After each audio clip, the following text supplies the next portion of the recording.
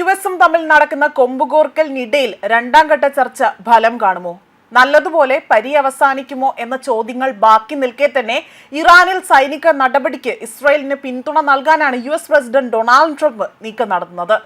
ഇനിയും ഇറാനുമേൽ ശുഭാപ്തി വിശ്വാസത്തോടു കൂടി കാത്തിരിക്കുന്നതിൽ തനിക്ക് ക്ഷമയില്ല എന്നതാണ് ഇവിടെ വെളിവാകുന്നതും. അതിരൂക്ഷമായ ആക്രമണത്തിനാണ് ഇപ്പോൾ ട്രംപ് പദ്ധതി തയ്യാറാക്കുന്നത്. എന്നാൽ ഈ തർക്കങ്ങളെല്ലാം തന്നെ നിലനിൽക്കുന്ന ഈ ഒരു സാഹചര്യത്തിൽ തന്നെ ഇത് കൂടുതലായി തന്നെ ഇന്ത്യക്ക് ആഘാതമേൽപ്പിക്കുന്ന പോലെ ചില റിപ്പോർട്ടുകൾ പുറത്തു വരുന്നു. അതായത് ഇന്ത്യൻ വിപണിയെ പോലും ഇത് വലിയ രീതിയിൽ പ്രതികൂലമായി ബാധിക്കുന്നു എന്നതാണ് സൂചിപ്പിക്കുന്നത്. എന്നാൽ സമീപ ദിവസങ്ങളിലെ വിപണിയുടെ ആ ഒരു ഉയർച്ച താഴ്ചകൾ നേരിയ വ്യത്യാസത്തിൽ പ്രകടമാകുമ്പോൾ വലിയ പ്രതീക്ഷയോട് തന്നെയാണ് ഇപ്പോൾ കാത്തിരിക്കുന്നത്. അതായത് ഇന്ത്യൻ വിപണി ഇന്ന് തുടങ്ങിയതാകട്ടെ വലിയ നഷ്ടത്തിലാണ് എന്ന ചില റിപ്പോർട്ടുകൾ പുറത്തു വരുന്നു. വലിയ ഇടിവ് സംഭവിച്ചതിൽ നിന്നും വിപരീതമായി തന്നെ ചില കുതിച്ചുചാട്ടത്തിനായി തന്നെ ഇപ്പോൾ അവിടെ നിലയുറപ്പിക്കുകയാണ് ഇന്ത്യൻ വിപണി എന്നതാണ് മറ്റൊരു വസ്തുതയായി കരുതുന്നത്. ക്രൂഡ് ഓയിലിനും സ്വർണത്തിനും ഒക്കെ തന്നെ ചലനം സൃഷ്ടിച്ചതായി ചില റിപ്പോർട്ടുകൾ സൂചിപ്പിക്കുന്നുണ്ട്.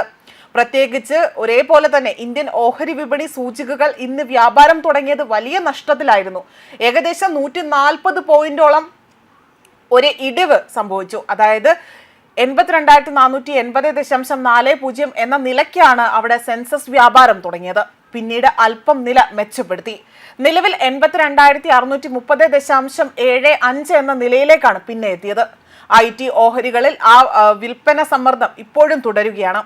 നിഫ്റ്റി 47 പോയിന്റോളം നഷ്ടത്തിൽ 25,423.60 നിലയ്ക്കാണ് ഇപ്പോൾ വ്യാപാരം തുടങ്ങിയിരിക്കുന്നത്. പിന്നീട് നില മെച്ചപ്പെടുത്തുകയും നിലവിൽ നേരിയ ലാഭം ഇവിടെ ഉണ്ടാക്കാൻ സാധിച്ചതായും ഈ റിപ്പോർട്ട് സൂചിപ്പിക്കുന്നുണ്ട്.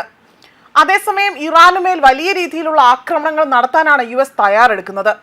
അതായത് ഇറാനെ അതിരൂക്ഷമായ രീതിയിൽ തന്നെ ആക്രമിക്കാനാണ് ലക്ഷ്യമിടുന്നതായി തന്നെ റിപ്പോർട്ട് സൂചിപ്പിക്കുന്നത്.